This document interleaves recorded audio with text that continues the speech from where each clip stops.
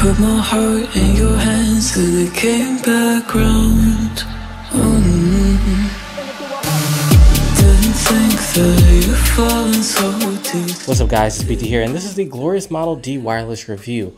Alright, so if you love the Model D, needless to say, you're going to love this one. It's wireless and the build quality feels a step above the original D.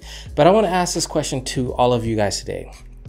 Alright, is that enough in the late part of 2021 with 2022 on the horizon? That's going to be the topic of discussion today, but first let's talk about this new Model D wireless. Now, one thing Glorious has going for it is its pricing. The $80 price point for this mouse is absolutely absurd, especially when we see its competitors like Razer Viper Ultimate and the Logitech Superlight, which are going for $20 to $70 more. And then we have the Final Mice, which are going for $110 more. Glorious has without a doubt created an absurd amount of value with the D. We got to give them props for that.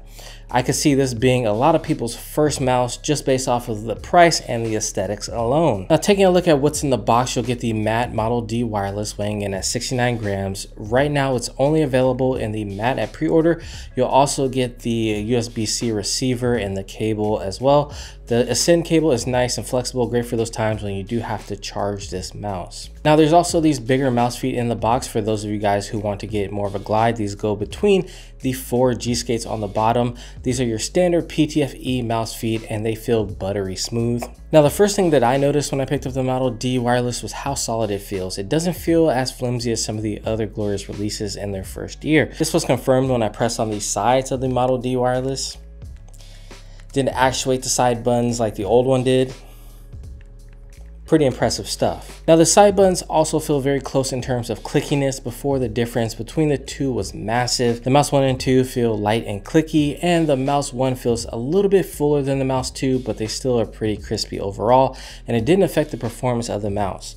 Now, the mouse 1 and 2 also have these nice comfort grooves in them. They're very subtle, but they do an amazing job of keeping your fingers in a comfortable position, especially when you have a ergo mouse like this, when you're resting your palm on it, and most likely you're gonna have your fingers laying flat, so it's nice to have those little comfort grooves in there. The scroll wheel is butter. It has a nice slow gel-like nature to it. It's not something that you can scroll super fast with, but in most scenarios it will work well. Now, up top is the DPI button, which feels decent. It feels the cheapest out of all the buttons, but most companies, like I mentioned before, don't really put a lot of time and effort into this DPI button. Maybe one day we'll get to the point where we got like GM Kale switches up here at the top as well. Let's drop a sound test of this mouse so you guys can hear what it sounds like.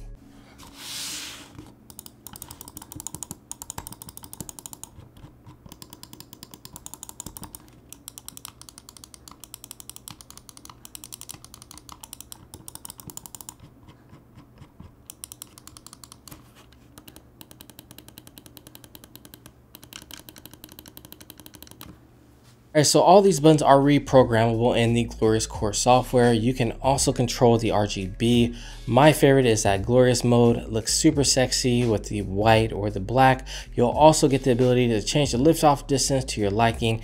I like to stay at about 1 millimeter so I don't get a lot of movement when I'm reseating my mouse a lot. There's also debouncing, which I recommend lowering it all the way down because I haven't seen or felt any downside since switching to it, and it'll give you the lowest amount of latency on your clicks, ensuring that you're getting the best performance out of the Model D wireless. Now, you don't need the software, but it's nice to have if you want to customize the mouse or change the DPI to some funky thing like an 850 or 1200 DPI.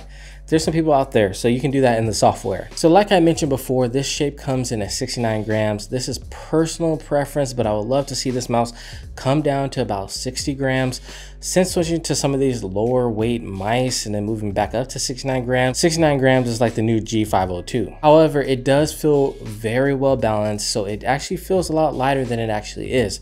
Not all 69 grams are created equal. If the weight distribution isn't good, you'll feel the weight more, and this one does a good job of kind of hiding that 69 grams to where it actually feels pretty light.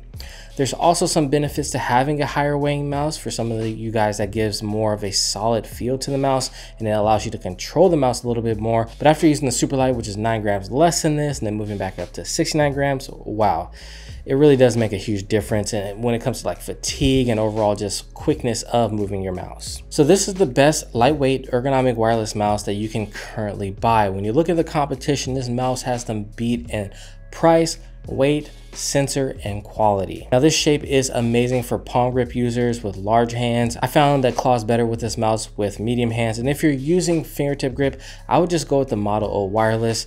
The buttons are in a really good place for the shape. Claw and fingertip grip, I highly recommend going for the Model O wireless's ambidextrous shape. Now my hands are 19 by 8.5 centimeters, and the D fills out most of my hand, which the D is made for, amongst other things. This is great if you love to have your wrist hovering over the mouse pad and don't want it dragging during arm aiming. If you're like me and you have your wrist planted, you might find that it's a little bit too big. That's when you'll want to switch over to more of a claw grip to gain more control over this mouse. Now if you're coming from like a Zowie EC series, you're going to find this shape very familiar and you're going to feel right at home. So when using the D, I lose all control of it. I really couldn't hit the shots like I could with a more slender mouse like a G Pro Superlight, but that's just me.